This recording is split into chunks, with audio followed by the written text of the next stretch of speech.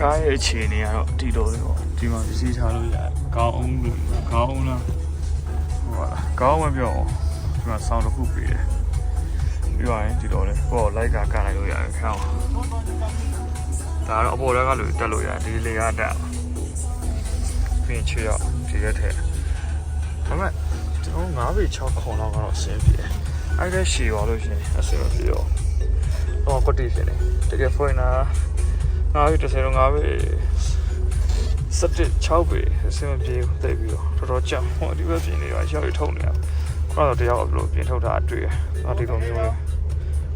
ကိုအပေါ်မှာလူတယောက်ရှိတယ်ဒါတော့ထိုင်ဝမ်sorry ဗီယက်နမ်နိုင်ငံမြောက်ပိုင်းစပါမျိုးကနေပြီးတော့ဟန်နွိုင်းမျိုးပြန်တဲ့ဘတ်စကားပုံစံလေးပါစပါတူဟန်နွိုင်းပေါ့ဒီလိုလေးအိတ်လို့ရတယ်ဆိုတော့လိုပြေးပြီးသွားတယ်အများကြီးဆိုတော့ဘာလို့ရှိရတော့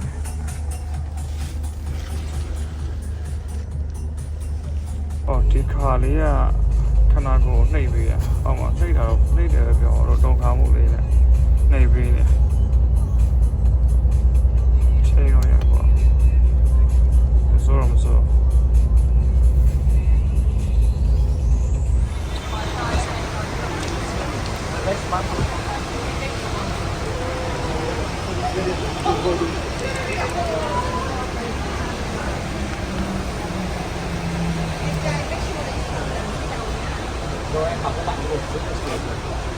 ဒါကတော့ဟန်နွိုင်းနဲ့ဟာကျန်းကိုသွားမယ်စလီပါဘတ်ကိုကြတ်နေရပါဒါကတော့စလီပါဘတ်ပေါ့ဒီမှာဖက်နဲ့တွေချွတ်နေရတဲ့နဲ့အဲဒါကြောင့်လူတွေကအရန်ပြောအော်ဒီကဖက်နဲ့ချွတ်ကြမလို့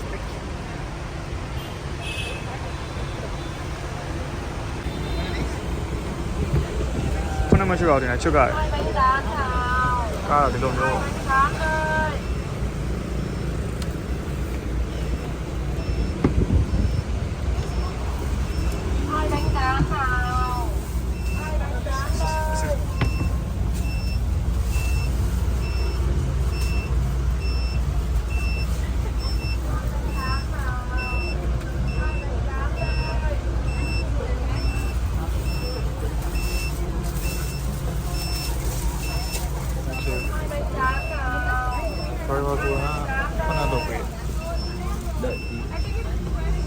ခုံလေးကအဲ့ဒီနေရာဒီလိုလေး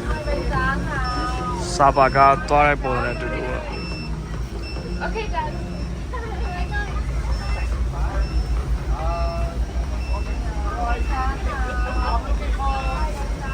ဒါနှစ်ယောက်ခုံနှစ်ယောက်နေရမှာလားဘယ်လိုလဲမသိဘူး